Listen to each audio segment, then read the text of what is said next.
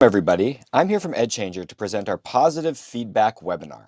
EdChanger's mission is to scale and sustain instructional systems driven by data and analytics because while public education in America is not failing due to our resilient educators, it often feels like a crisis. This crisis is repairable, but we must move beyond quick fixes and initiative fatigue to focus on building and maintaining systems over time. Our motto is systems equals hope because hope is not a strategy. It comes from having a logical next step. Coaches, consultants, professional learning, and conferences can be helpful in creating classroom systems, but are often only available to a select few. At EdChanger, our system is accessible to provide coaching for all teachers. Coherent systems always provide a logical next step. For example, if my class feels contentious, I want to work on building community and relationships. If it feels chaotic, I may install routines. And that idea of a logical next step brings us to our sixth practice and the second key interaction strategy of positive feedback. The power of positive feedback in classrooms is critical.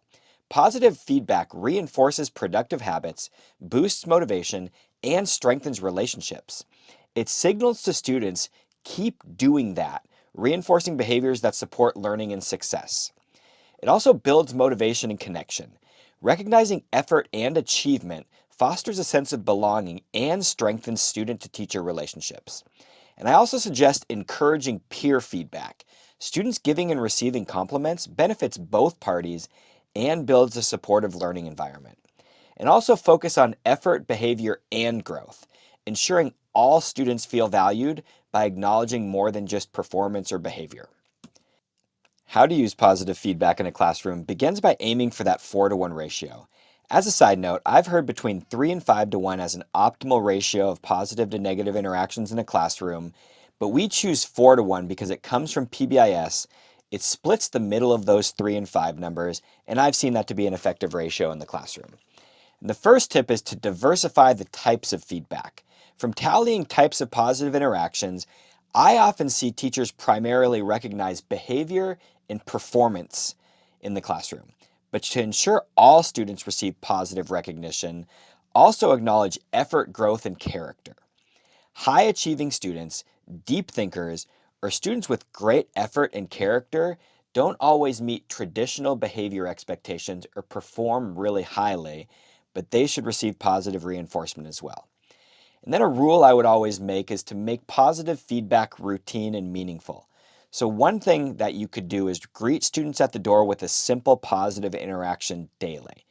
Another would be to make a rule that after every opportunity to respond the teacher offers, follow up with encouragement.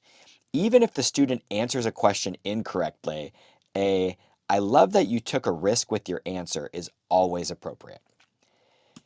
And again, the EdChanger difference is using data and analytics and high quality materials to create an optimal instructional system. And that's our Moneyball approach to instruction. Our app helps teachers monitor positive to corrective feedback ratios and track the range of feedback given. And so I'm going to demonstrate how the games on our app work to do that. But just want to say first that the data collected from these games should not be evaluative and only be used for growth. Here we go.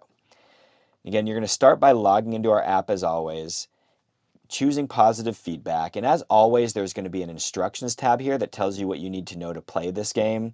Again, we call them games, but they're really data collection tools again. This is probably the most intuitive, and I also suggest that our positive interaction game doesn't need to just happen in the classroom. I, as a principal, could use this with para-educators supervising the cafeteria, or outside at recess, or anywhere in a school. But again, simply, I'm going to tap P and N for positive and negative interactions. And when I'm done and tap End, it's going to give me, as always, that opportunity to get the exact data and take that data and email it to the teacher with the high quality resources to allow them to be agents of their own learning. So for example, if I'm a teacher and I get this ratio back and it says I'm at a 1-to-1 ratio, I can select some of these resources to grow my practice. And the range of positive feedback game works very similar. I'm just going to go through and tap performance, behavior, effort, thinking, or character, or negative for negative interaction. And the instructions explain that. And as always, that's going to give me the exact data. So it's going to give me a positive to negative interaction ratio, but it's also going to tell me specifically what types of positive feedback I offered and the opportunity to email those results to the teacher with high quality resources. So again, at EdChanger, our motto is systems equals hope. In this quote, look for what is going right is something that could provide some hope in knowing that positive feedback is critical in a classroom, but it's always supportive and it's very powerful. A logical next step for you may be going to edchanger.com or finding this icon on the App Store and downloading our app. If you've collected data and the data suggests moving on, you might move to our corrective feedback practice or just dive into the EdChanger Hub and choose the next logical step for you. And if your data points to refining or improving your positive feedback, you might click on our resource framework and check out the EdChanger resources to do that. So again, these resource frameworks all look the same. There's this tiered framework. So your first logical step may be to go into that tier 1 classroom strategies and make sure you're doing all of the things that are listed here.